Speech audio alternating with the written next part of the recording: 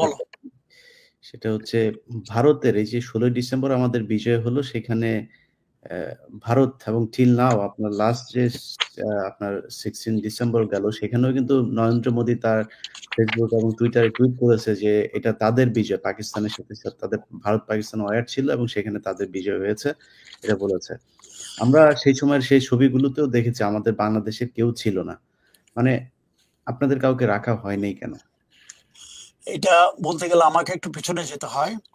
যুদ্ধ শেষের পরে 16 ডিসেম্বরের পরে আমি সিলেটে, আমরা শ্রীমঙ্গল চা বাগানের আশেপাশে, আমরা ওখানে আমার টু ফিল্ড ওখানে আমরা সংগঠিত করি, ওখানে থাকি।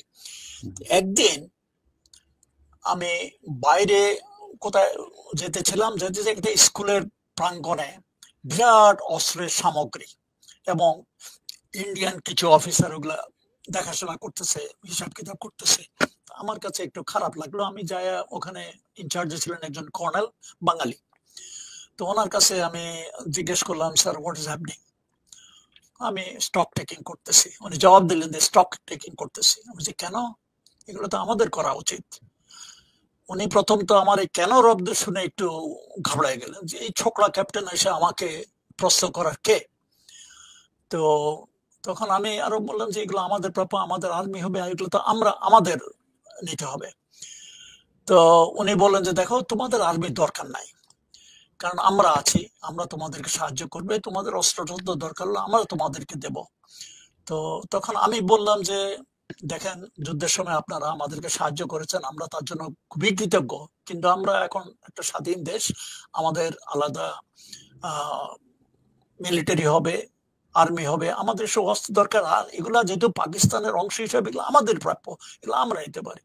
সে আমার উত্তর পছন্দ করে নাই, একটু ভূ কুচকিয়ে অনেকক্ষণ বললো যে দেখো, এটা পলিটিক্যাল ব্যাপার, পলিটিক্সের ব্যাপার, late the politicians decide about it. আমি আমার কাজ করতেছি, আমার কাজ আমাকে করতে দাও, এই বলে আমাকে কত একটা ধমকের সুরে দিয়ে দিয়ে, after all he is a full colonel Bangali, আর আমি একজন ছোটখাটো ক্যাপ্টেন, আমাকে দিয়ে উনি ওনার কাজ শুরু করে দিলেন।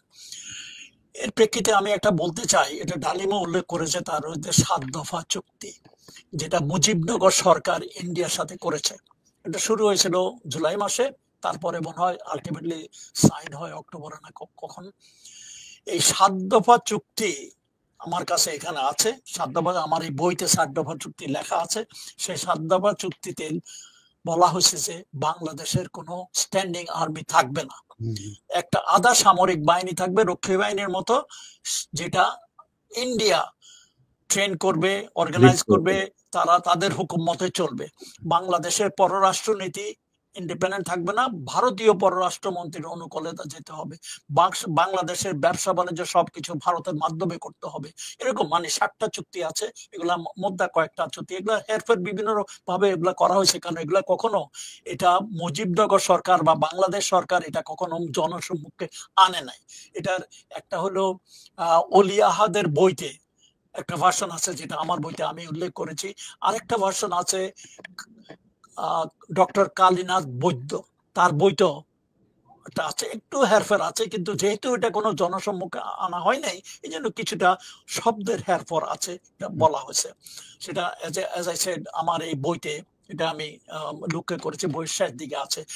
এই 7 দফাটা পরে আবার মুজিব এবং ইন্দিরার মাধ্যমে মার্চ মাসে 72 মার্চ ঢাকায় 12 দফা দফাতে রূপান্তরিত করে, মানে 7 দফারই এক্সপানশন 12 দফা করা হয়। 25 বছরের একটা কাইন্ড অফ দাসত্ব চুক্তি।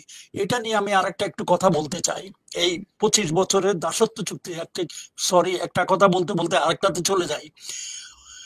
1972 অগাস্ট মাসে 20 অগাস্ট লেফটেন্যান্ট কর্নেল জিয়াউদ্দিন, তখন সে লেফটেন্যান্ট কর্নেল হয়েছে না বেশি জানি না, লেফটেন্যান্ট কর্নেল জিয়াউদ্দিন একটা আর্টিকেল লিখছিলেন, মানে ছোট্ট হলিডের প্রথম পেজে উঠেছে, hidden pride of the freedom fighters, 20 August 1972। সেটাতে এই 25-এর গোলামী চুক্তির ব্যাপারে সেটা লিখেছেন যে বাংলা, মানে তার কথায় বললো যে বাংলাদেশকে ভারতের কাছে বন্দি করে রাখা হয়েছে।